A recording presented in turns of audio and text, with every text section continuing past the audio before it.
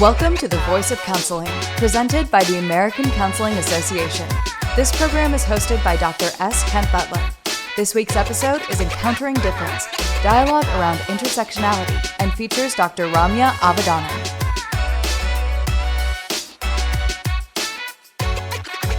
Welcome to the Voice of Counseling from the American Counseling Association. I'm Dr. S. Kent Butler, and joining us today is Dr. Ramya Avadhanam. Dr. Avadhanam is a clinical assistant professor at the University of Florida. Ramya is passionate about expanding research around loss and grief, especially loss and grief associated with immigration and acculturation. Her work also highlights the unique needs of the South Asian American communities living in the United States. Ramya is a special member of the ACA's Cultural Encounters Task Force. And so with that, let me invite her in. Dr. Ramya Avadhanam, how are you doing today? I'm doing well, thank you. Thank you so much for inviting me, Dr. Butler. This is such an honor and pleasure to be here and share in this space with you. And I'm excited to talk about what the Cultural Encounters Task Force is aiming to do, what we are wanting to accomplish, and what we've been working on. Exactly. So before we even jump into that, tell me a little bit about your life and how you got to where you are today. Sure. So my family is from India. I was born in Mumbai, India, and we immigrated to the United States when I was 6 months old. So I have been in the United States from a very, very young age. Really, you can say that the United States is my primary home. And I've had the privilege of being able to travel back to India every summer to spend time with my grandparents, with my family. So I really do consider myself to be a product of two very different cultures, but I've been able to take from what I believe is beneficial for me from both. And so both are home. India is home and the United States is home. And needless to say, in a lot of communities, counseling is not necessarily actively seen as something positive. There's a lot of stigma surrounding it. And so I've been very lucky and grateful to have a family that's open and that's been incredibly supportive of my journey in counseling and counselor education. And we've seen a tremendous amount of benefit in just one of us, myself being a part of this community of counselor educators, practitioners, and supervisors. So it's been a really powerful journey to get to where I am now as a faculty member at the University of Florida. And I've noticed a lot less stigma within my own inner circles in seeking counseling support. So if I can create this kind of change in my inner circles, I can only imagine what can be done with those who are willing and able to sit with these conversations and to take it into their own communities. So I love that I found my path here. It's not something that I expected to do, but it was happenstance and I have no regrets. Well, excellent. And you have quite a community of friends that have kind of created your kind of like I don't know your tribe of counselor educator friends. What was that all about? What did that look like? How did it come about? And and what do they mean to you as you do your daily work? Oh, that's a wonderful question. I'm very, very grateful that those that I have been connected to via my master's program at the University of Florida, as well as my doctoral program at the College of William and Mary, all of the peers that I connected with, whether in those programs or outside at counseling conferences, even in terms of mentorship, we all bonded over our intersectionalities. There were pieces of our identities that felt as though they needed to be hiding, that there wasn't necessarily a space to be completely who we were in the spaces we were part of. And so we really connected on our life experiences and wanting to support the parts of us that didn't have as much of a voice, the parts of us that we wanted to share with those that were willing to sit with us in those spaces. So a lot of my colleagues, such as Dr. Christian Chan, Dr. Monica Ban, Dr. Stacy Leadham, Dr. John Harichand, and of course, those that I've been connected to through them, we've all really bonded over our passion about multiculturalism, about sitting in cultural humility, about being able to have conversations around intersectionality and spirituality, gender fluidity, sexuality. Our mission and our goal and purpose, our unified goal and purpose. Individually, we felt this way too, that we wanted to advocate for marginalized populations. And a lot of that came from our own experience. And so I've been very lucky over the course of my life to meet really incredible humans, where we can bond over this and then also create research and opportunities together. So it was actually because of Dr. Monica Band that I joined the Cultural Encounters Task Force to begin with, that I wanted to become part of the whole experience. And so much of that is coming from and rooted in our own experiences as. So did you seek each other out? How did you find each other? We met. So it was at the International Association for Marriage and Family Counseling. When I had gone for doctoral interviews, I connected with Dr. Christian Chan at GW when I was there for an interview. And we connected again a few years later while we were at IAMFC. And during that time, Dr. Chan told me that I needed to meet Dr. Band and Dr. Leadham. And so we were not doctors at that point. We were still students. And so it was really wonderful to meet a group of individuals that were so like-minded and that had similar values and similar passions.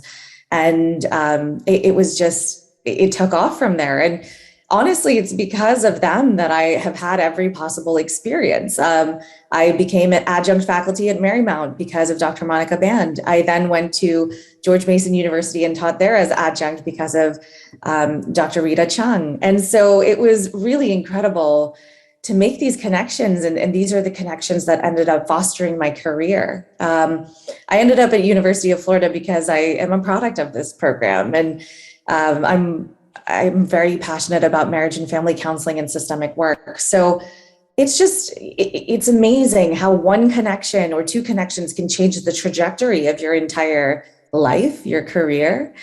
So we just kind of connected and hung out and figured out that we were very bonded in values. And so my colleagues became some of my best friends. And it's just wonderful because when I have a question, if I want to staff something, if there's a concern that I have, I know that I don't have to rely on my own expertise because there's danger in that. So there's always some member checking taking place and being able to have conversations with people who I know will hold me accountable in ways that are gentle, but also necessary. Nice.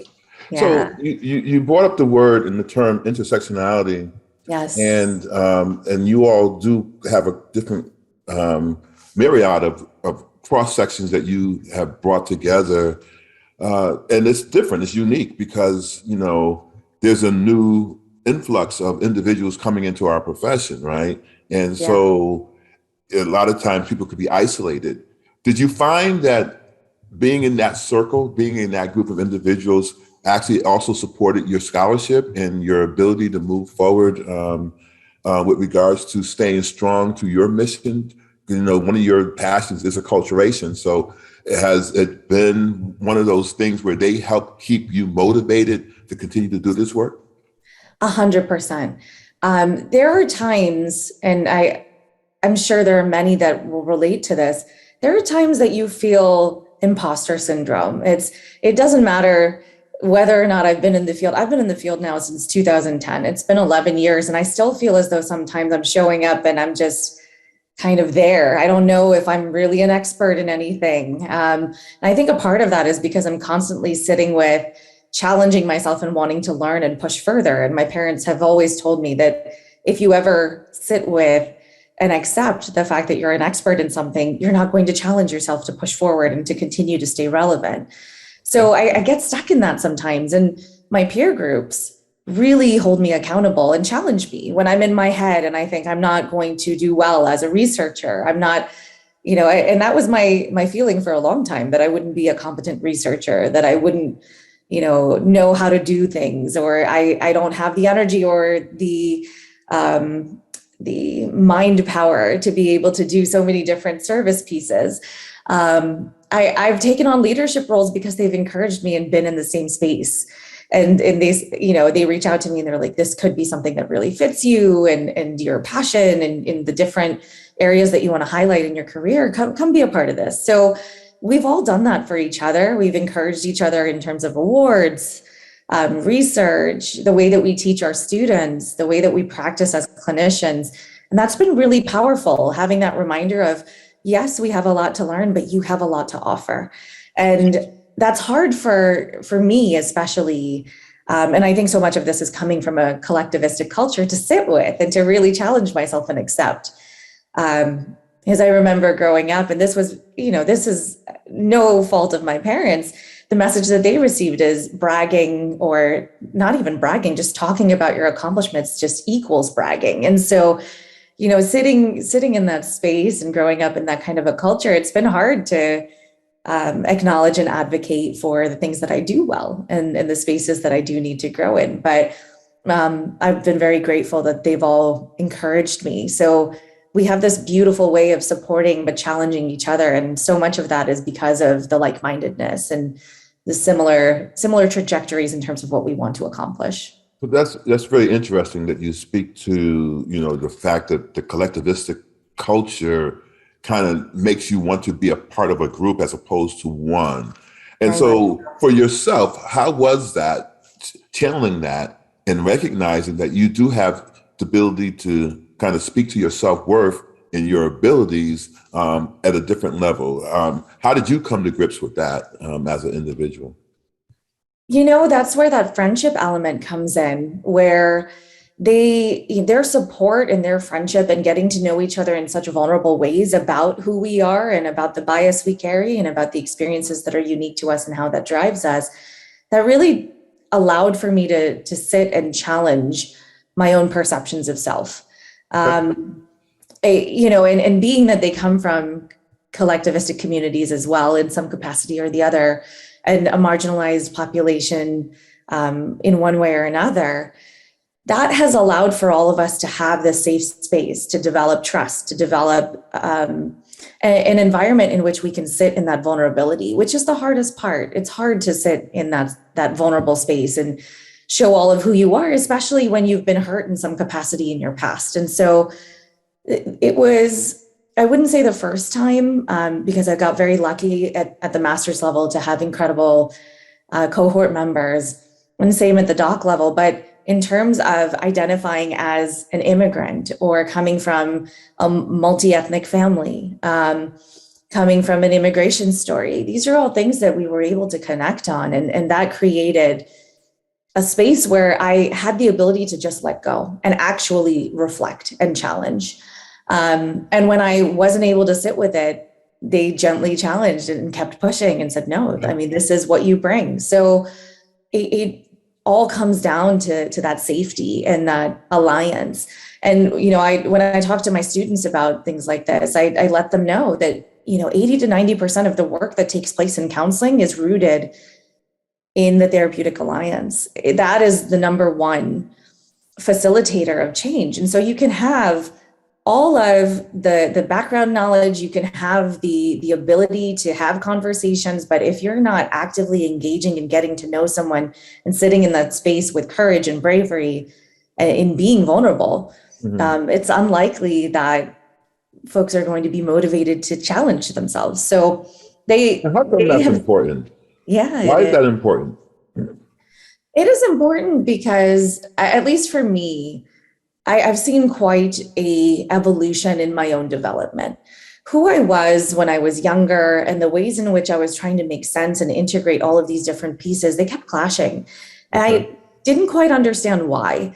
And I think a lot of that was this defensive wall that I would put up in, not wanting to challenge, or, my culture saying that we don't help seek. And so it's about finding spaces where you can break down walls. Now, there will be some folks who don't believe it's important, who are comfortable in what they're doing. And I would say that there is likely a certain advantage in them coping in that way. There's something that allows for them to benefit from that way of coping. But for me, there came a certain point in time where it was no longer beneficial. I was starting to feel incongruent. And I recognize it as incongruency in wanting to balance different worlds. And, cultural identity development is difficult, particularly when you're an adolescent in a host country and you're used to a particular environment and culture.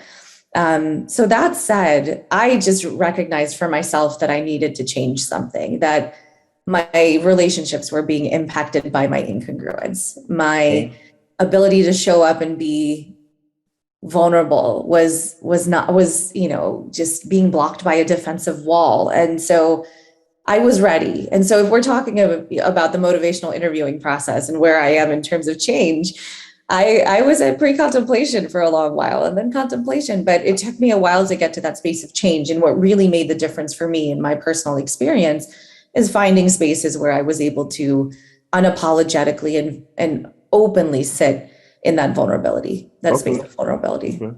And that's not just with your peer group, but it was also with your family and your culture as well. That's right. One such example comes to mind, and this is the beauty of being able to hold conversations or being an advocate. Advocacy comes in different forms. Okay. It doesn't have to necessarily be something big. It doesn't have to necessarily be this grand gesture. It can be something as small as an important conversation. And within my family friends circle, we have had substantial losses that have taken place that have been sudden, be it car accidents, cancer, heart attacks. There have been many such incidences of grief and loss that has taken place. And so just for some context, when we immigrated to this country, my father was connected to all of his best friends from his undergrad and college in India. And they all immigrated to similar places in Virginia and New Jersey and California and helped each other get jobs. And so growing up, my holidays were celebrated with them. My vacations were with them. And so we spent a lot of time together. We lived in the same developments, and there was a lot of connection in those spaces. Right. So when these losses started to happen, it was really difficult because people had a difficult time holding conversations around grief and loss. I wouldn't say this is exclusive to the South Asian community. There's a lot of lack of language and discourse in terms of how we can support folks appropriately without triggering them when they go through their own grief and loss experiences. But I was very grateful that they acknowledged that I was taking the path of becoming a counselor and a counselor educator.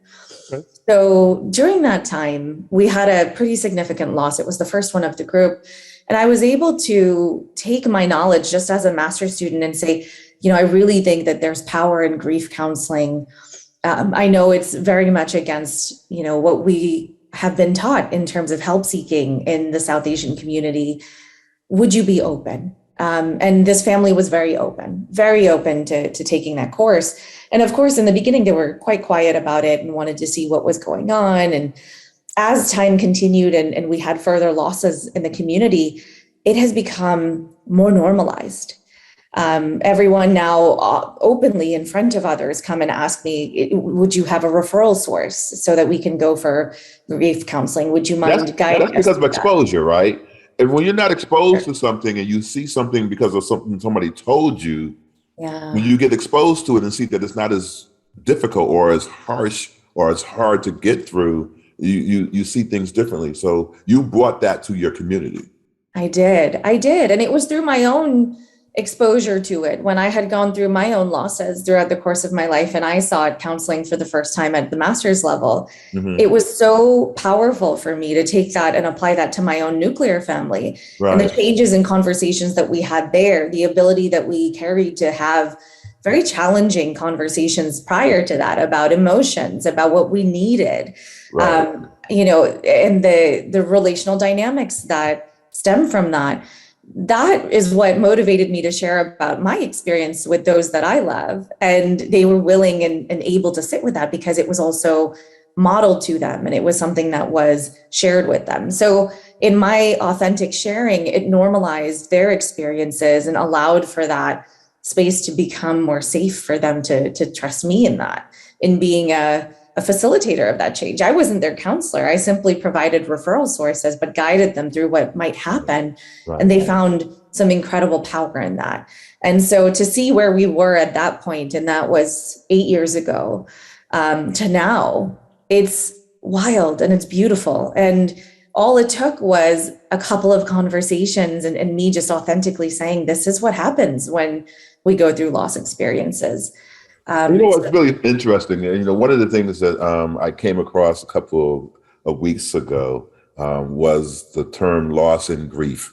I've noticed you talk about the things that you're going through. And as you were talking, you most specifically spoke about loss. Hmm. You didn't really speak about grief. You spoke about loss and what loss meant and how significant that was. That leads towards that grief, right? And so I'm wondering, in your mindset, do you see loss as a significant precipitator to how individuals come to counseling, and then how they work through that loss to kind of deal with the grief? And how do you see that as a kind of approach? I do actually see loss as a precipitator to the grief experience. And then based off of the different environments that someone is part of, the different systems that someone is part of, and the boundaries, rules, and roles that are established within those circles, that is what guides the help seeking process. So it's very unique in the way, and I don't think I'm alone in this. I'm part of the grief competency task force. Okay. Through ADA. And we talk about this a lot, that there are different kinds of losses and we don't necessarily have conversations about that. I actually conceptualize most things as a loss that takes place. So for example, if someone receives a diagnosis, that can be a loss of identity, that can be a loss of, mobility for some, that can be a loss of just what your future looks like and what you had in mind versus what it can actually look like moving forward. Immigration to me is a loss of potential identity, a loss of connectedness to your country of origin, a loss of connectedness to your family. And though now we have technology that further connects us, that wasn't the case 10 or 12 years ago. I remember growing up that we had to use a particular card. We only had 2 minutes to talk to my grandparents on the phone. Whereas now we have internet and we can WhatsApp video call and it's free. So it's really interesting. Now, I don't mean to cut you off there, but I wanted to ask you because, it's really important that, we look at the fact that loss and that dealing with that loss or that change is significant.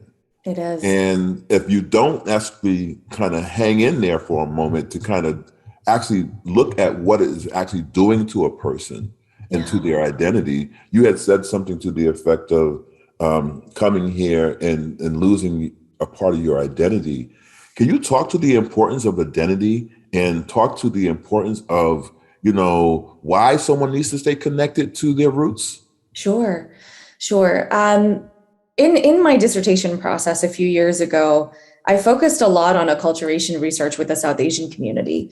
And a lot of what the research had said, and I can say that it is true to my experience, to my parents' experience, is when someone immigrates from their country of origin to another country, to another host country, there tends to be, for those who tend to be more traditional and who feel the loss in a greater way, there tends to be a wanting to stay connected to that space. And particularly with mothers. And I researched this because of my own mom and dad who came with me. They were 24 or 25 years old, very young when they had me. I was 6 months old. A lot of what they thought in the beginning was, we will go into this new place, we will acculturate, we will assimilate and integrate cultures. But once my mom got here, especially, there was a tremendous push towards maintaining certain traditional patterns and rituals, such as being a vegetarian in my family, such as wanting to make sure that we wear our ethnic garb, our cultural clothes, if you will. So my hair was done in a particular way. There was an expectation to maintain that and to wear our cultural clothes with pride. And what I was experiencing was very different. It was a lot of pushback about not blending in with the dominant culture. And so the cultural identity process for me was very different than my parents. My parents wanted to maintain tradition.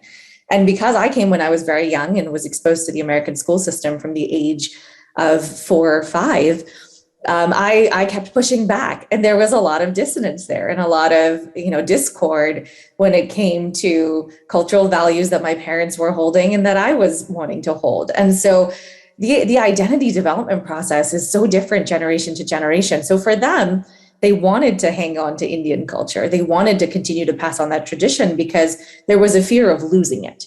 Right. There is always a fear of losing these pieces and parts of who we are and parts of our experiences. Whereas for me, especially at that young age, if we're thinking about cognitive development as well, and just where I was in terms of the growing up process, for me, I was pushing away from it until that dominant culture made it appropriate for me to be who I was in those spaces. My talent shows were the only time that I could show up as being Indian, and that was appropriate. Wow. Yeah. Versus, it's really interesting because it's funny because it sounds as though if you allow your foundation to continue to grow, then you won't lose your foundation. That's right. But so often we're told to get rid of the foundation and try to start all over again, which that's the disassociation. That's where you start to feel as though, oh my God, who am I? And what am I representing? Because how can I get rid of a part of me? That's right. When I should be growing from what I come from? That's right. And what's really interesting is when I was finally able to help seek for myself, I likely should have gone to counseling when I was an undergrad, when I had lost my grandparents. My last grandparent passed away in my late 20s. But my grandmother passed away when I was 19. My other grandmother passed away when I was 16. So when I was in college and away from home, that's when I started to look for literature, and I couldn't find any on the South Asian community and the grief and loss process. So that is what drives a lot of what I do. And what I learned from that is just, again, how difficult it is to carry those conversations and how little support there is. And my fear at that point was if I went into a counseling process where someone didn't necessarily want to learn my culture or didn't understand it, that I would feel even more isolated in my experience. So I didn't seek help until I went to the master's level. However, at the master's and doctoral level, I decided, okay, if I'm going to be a counselor, I need to know what this feels like. I think it would give me some perspective. And so when I went through that, one of my counselors said something incredibly beautiful. He had said to me that you have been told these lies about beauty standards, about what the expectation is. You know, my hair is curly. It took a lot for me to come in for this interview even and not feel as though I needed to straighten my hair. There's a lot of things that I internalized about my own beauty from the environments that I was part of. And I'm actively in my adulthood now trying to challenge that. And when he was able to sit with me and say, these are lies that were taught to you by a dominant culture of what their expectation is of beauty. And that's something attainable for them. But a lot of, minority cultures may not be able to do that. Our hair type is different. Our needs are different. And so I've been actively trying to challenge just ways in which I am not providing myself with grace in these spaces and challenging what I've been taught and figuring out what works for me. The key word that I heard you say just now is obtainable. Yeah, obtainable. And if we can recognize that everything is not for everybody. Yes. And if we can just own what we own in ourselves, who is our true selves, then we would be so much better off for it. We're so busy chasing a dream, somebody else's dream. That's right. Because of what someone said was the standard of beauty or whatever have you. 100%. That's very deep. 100%. And that really resonated with me because I started to think about, well, how am I identifying who I am? How am I shaping who I am? Is it truly out of what I want and how I would like to portray myself? Or is it coming from these systemic influences in terms of what the larger systems around me are saying that I should do? Yeah. Wow. And so I'm going to segue, and I think after the break, we're going to get an opportunity to talk about the Cultural Encounters Task Force. Sure. And I think that what I would like to kind of stem it from is that difficult dialogues that we have. You've been talking about the difficult dialogues that you had with your own family, with yourself, about how you find yourself entering into spaces because you have immigrated here to the United States. And so I want to talk with you after the break about how Cultural Encounters, that group, is helping to bring that conversation forward and what the importance of that conversation is moving forward. How does that sound? That sounds great. I'm looking forward to it. And I love that we're able to have such an authentic and transparent conversation. I also just want to share with those who are watching, it's not the easiest even still for me to sit in those spaces and to share these vulnerable pieces of myself. But I try to challenge myself to do it because I think there's value in appropriate self-disclosure. And my hope is that in sharing some of my narrative that we're able to encourage others to sit in that space too. Excellent. So this is The Voice of Counseling. I'm Dr. S. Kent Butler. We'll be back with Dr. Ramya Avadhanam in a few moments. Thank you. Counselors help positively impact lives by providing support, wellness, treatment. We're working to change lives. We are creating a world where every person has access to the quality, professional counseling, and mental health services needed to thrive. Hotep, welcome back. This is Kent Butler for The Voice of Counseling, and we're here with Dr. Ramya Avadhanam. And we're going to talk more now about the Cultural Encounters Task Force. And so, Ramya, maybe as a way to kind of transition to from what we were talking about to the Cultural Encounters Task Force, can you tell me a little bit about what your role is and what the Encounters Task Force is really all about? Sure. I am an elected member of the Cultural Encounters Task Force 2.0. We started a few years ago, and our main purpose and our goal and our mission is to create opportunities to help clinicians, counselors, counselor educators in navigating difficult dialogue. And what we mean by that is conversations that are often stigmatized, that may feel difficult to carry in terms of emotion, because we really strongly believe in being able to have those conversations and the power that it holds when we're able to have them. So a lot of what we have been working on is based off of presentations that we would like to do at various counseling conferences. And another piece is the diagnostic manual that we're creating. And it's all rooted in wanting to have conversations and support others in having conversations that feel heavy, that feel difficult, perhaps even unapproachable in certain spaces and situations.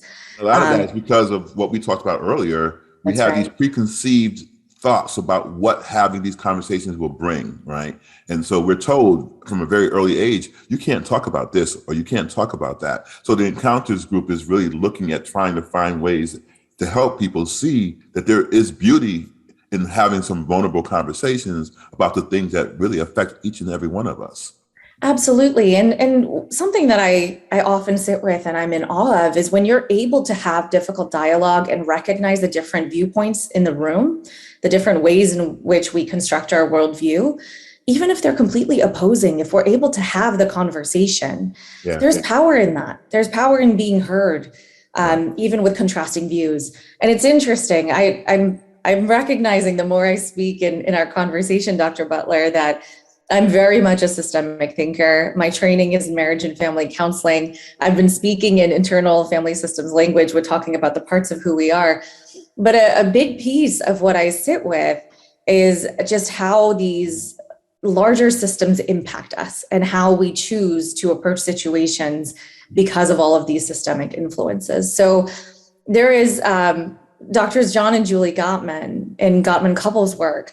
They talk about the importance of being able to sit with the unresolved things, the unresolved conversations, the unresolved problems and difficulties, and what ensures greater success in connection with one another, whether it's in a relationship, whether it's in a friendship, whether it's in mentorship or with colleagues. It is the ability to sit and have these conversations. It is the ability to be able to talk to each other and hear each other's perspectives, even if there is no resolution.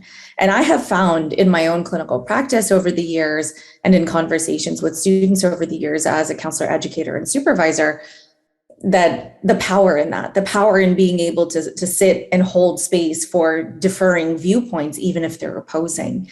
And so our goal as a task force is to help guide others in being able to have that conversation and in reassuring everyone that there is value in this and there's a way in which you can do this. Because I think so much of the apprehension in going into these spaces and having these conversations is not exactly knowing how to do it. How do we navigate this? How do we bring up a subject such as, race, gender, inequality, inequity? How do you talk about intersectionality?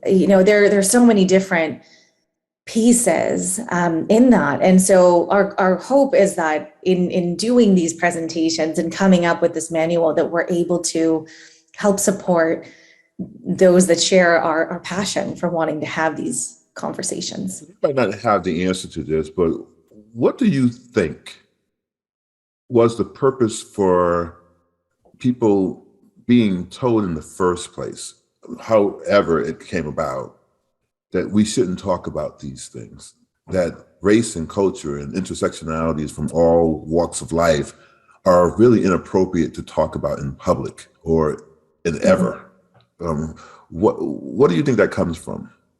So I'm not going to speak for anybody else, but from my own perspective, I think there is a certain protective mechanism there, unwillingness to sit with the privilege or the advantages that we carry in being able to say that sometimes. Then I say this because there must be something that that person is benefiting from in terms of, even if it's something as simple as avoiding the discomfort of that conversation. I think there was something that was beneficial to that person, and it was easier for them to say, this is inappropriate. This is not something that we're going to discuss or talk about. And, oftentimes we talk about, especially with our students, I say this a lot to my students, that we're not creating safe spaces, we're creating brave spaces. And discomfort and safety are two different things. There's often beauty in sitting in discomfort and being able to process that, because so much of our growth and development comes from sitting in discomfort and processing it, versus safety is a direct threat to a particular piece of who you are. So discomfort doesn't necessarily mean a lack of safety. It can sometimes be a protective mechanism because we're afraid of something or we're afraid of losing something. Yeah, and so that protection keeps us from losing who we see ourselves to be based on what society says we are.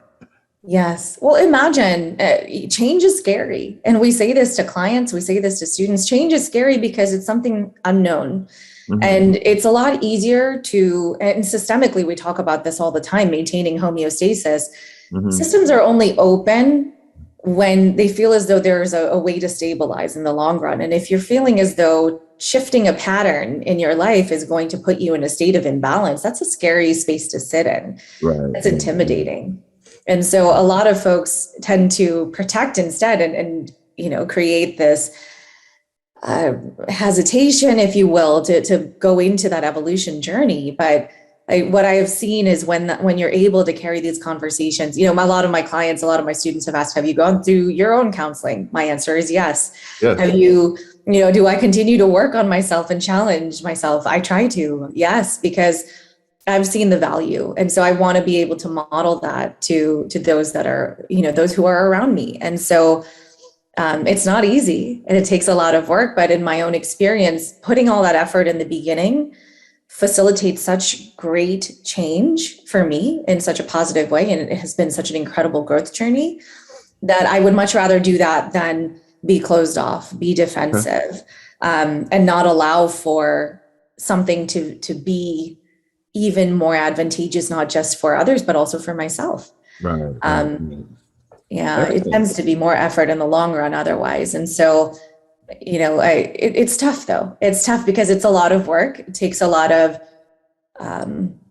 intentional reflection, intentional bracketing, intentional kind of highlighting of the ways in which we show up and how it impacts others. So in that regard, your brain is moving in all different directions all the time, but I've just seen it as being so advantageous that it's worth the risk for me. So do you feel that you have arrived to yourself? I don't think that I will ever feel as though I've arrived to myself, but I'm certainly feeling stronger and stronger about it. I do have a stronger sense of identity the more that I put into it. And certainly I'm more comfortable with who I am now than I was years ago. And so I think because of my upbringing, I don't know if I'll ever feel as though I arrived completely, but I would say that I'm in the higher percentages at this point. I feel very strongly about who I am, and it's taken a long time to get to that point where I can say that I love who I am in the entirety Yeah, of how I show up. That self-love is so impactful and so important. So the task force has been working on some things, and you talked a little bit about the manual that's coming out. Can you talk more about some of the things that you all are planning on doing? Yes. So what we all have done is taken pieces from our own clinical work in showing how conversations around, again, stigmatized topics can be really powerful in terms of the change process, not just for our clients, but also for us in terms of clinical practice and how that shows up in the counseling space. So there are case conceptualizations and that we have shared from our own experiences with clients that identify as having various intersectionalities and how we chose to navigate that and what research shows. So a lot of what we talk about is the integration of relational cultural theory, multicultural counseling theories, as well as social justice and advocacy theories, and how we integrate all three when we're talking about having these difficult dialogues and the power that it carries.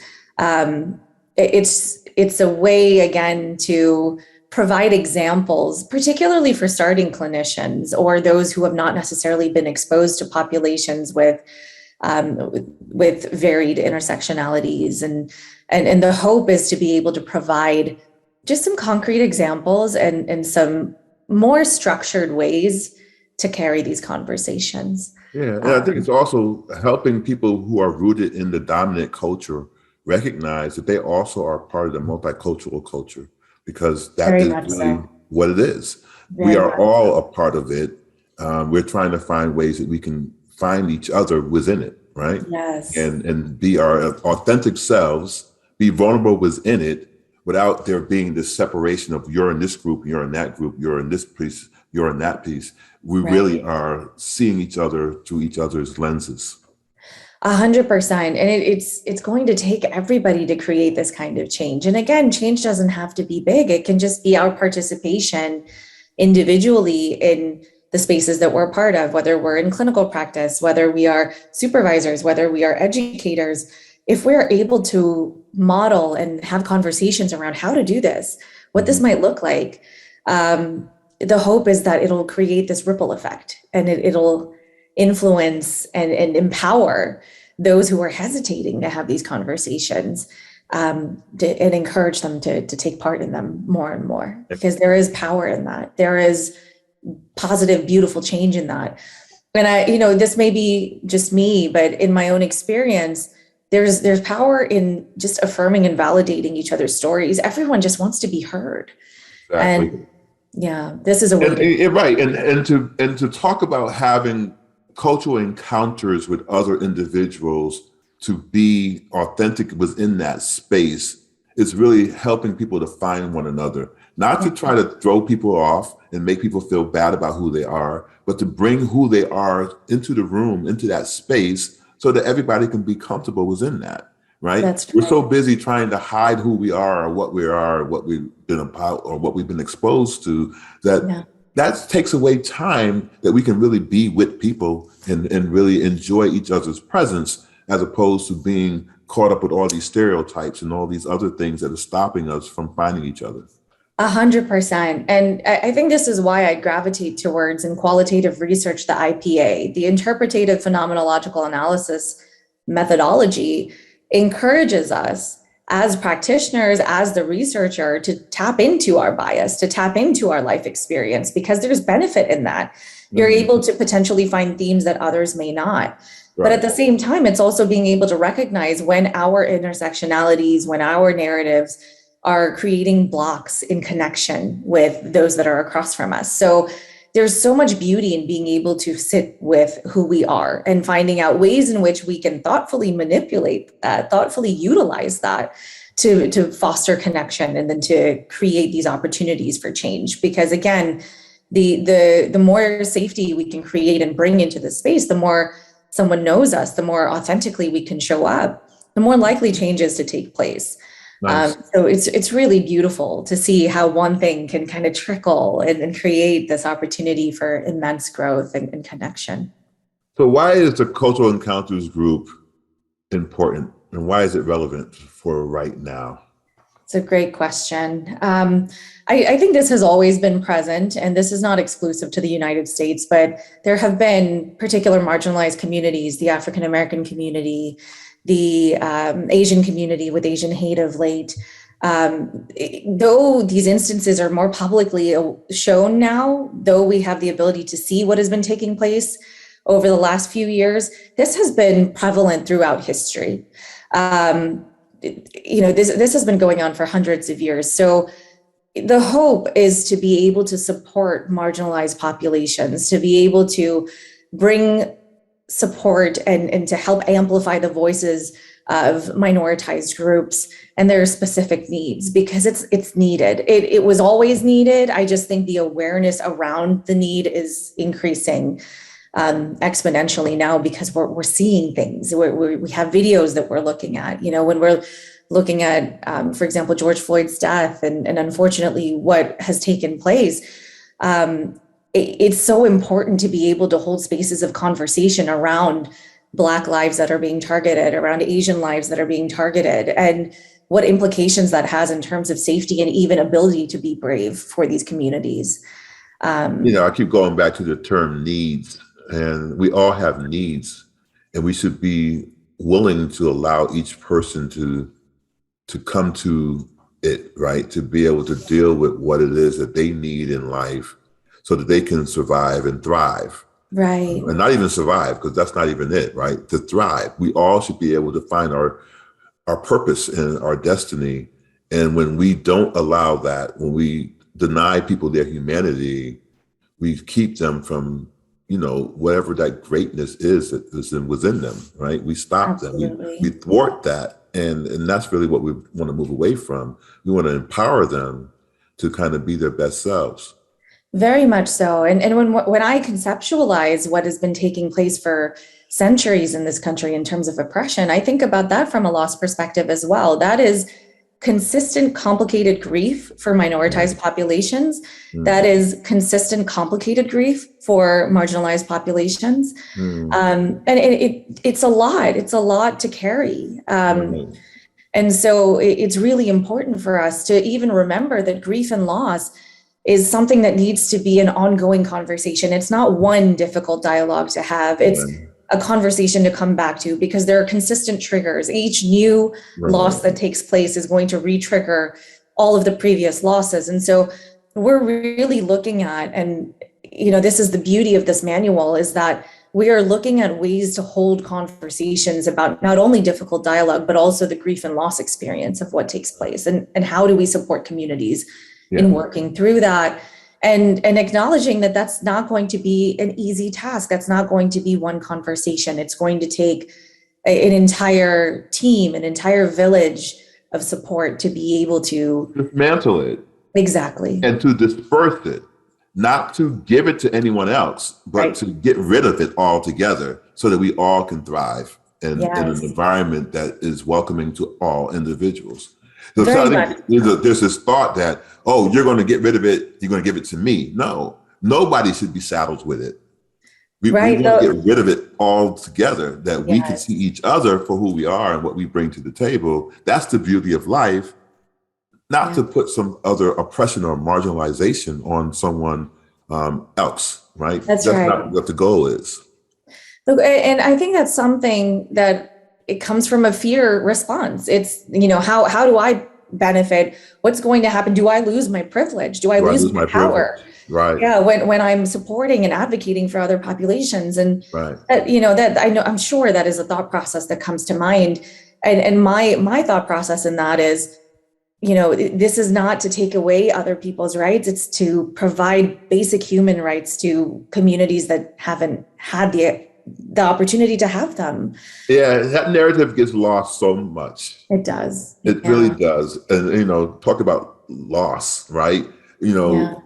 We shouldn't lose that. We should really understand that what we're really talking about doing is helping to kind of even the playing field so that nobody has to be disrespected. Nobody has to be fearful of someone else and somebody else getting ahead. Because in the real sense, what are we getting ahead to? Right? Yeah. Thank you. Any last minute things that you would like to share? We're coming to the end of our counseling hour, and I'm wondering if there is something that is burning within you that you want to share with our public. I just hope that there is something that those who are listening connected with. And, if they have any further questions or would like to have a discussion, I'm open to that. The difficult dialogue's all about. Yes. And all it takes is one. It takes one difficult dialogue to create change. So I hope that there is something or the other that someone resonated with so that we can continue to have these dialogues, because there's so much that we can do with them. Well, Dr. Avadhanam, it's been a pleasure to be here with you, to kind of communicate with you about your passions and your thoughts about the future. Thank you for joining us today for the Voice of Counseling. We are going to kind of take our break for the day, and thank you so much. And I wish you well moving forward. And happy holidays. Happy holidays. Thank you so much for having me here. And I'm just grateful to be in this space. I appreciate you. Excellent. I appreciate you. You take care. Thank you. We'll see you all later. Have a great day. Bye, everyone. ACA provides these podcasts solely for informational and educational purposes. Opinions expressed in these podcasts do not necessarily reflect the view of ACA. ACA is not responsible for the consequences of any decisions or actions taken in reliance upon or as a result of the information and resources provided in this program. This program is copyright 2021 by the American Counseling Association. All rights reserved.